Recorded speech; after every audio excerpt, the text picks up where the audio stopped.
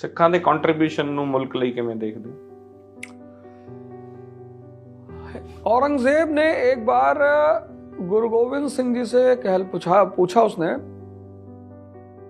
कि आपके ये जो बंदे हैं ये बड़ी दाढ़ी और बड़ा बाल क्यों रखते हैं?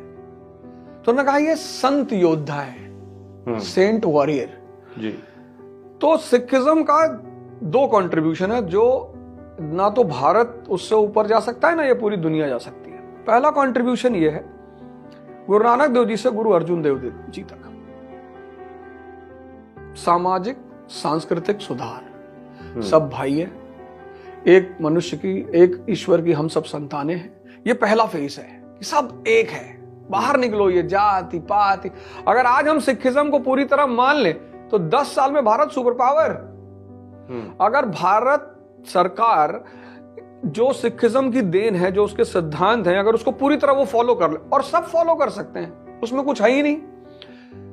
आदि ग्रंथ में आधे दोहे हैं बाबा फरीद के और आधे दोहे हैं कबीरदास जी के जी। तो वो कोई ये नहीं कह सकता कि ये हिंदुओं की है या मुसलमानों की, वो मानवता की है।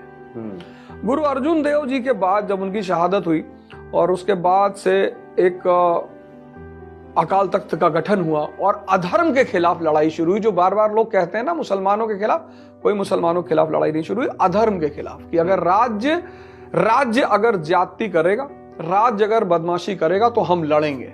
और उसका जो पीक पहुंचा वो गुरु गोविंद सिंह साहब तक पहुंचा। एक मैं थोड़ी गल टोक रहा, अक्सर चर्चा हुंदी कि इस्लाम नाल लड़ाई है, मुगलों नाल लड़ाई है। इस गल दा डिफरेंस ते जो तुसी कह रहे हो कि अधर्म दी लड़ाई सी, थोड़ा इन्हें एक्सप्लेन करो गल। ये मानवता की लड़ाई है। जब राजा फेल करेगा तो संत तलवार उठाएगा। ये इस दुनिया का, इस समाज का नियम है, कोई एक घटना नहीं है। भगवान कृष्ण ने तलवार उठाई जी।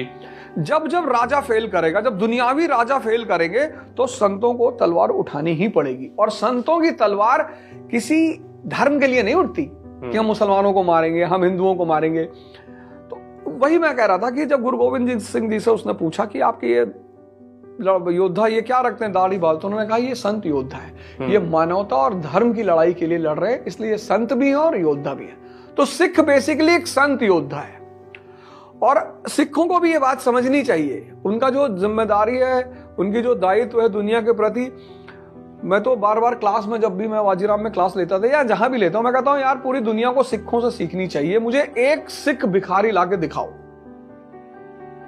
जब वो कौम अपने आप को इतना उठा सकती है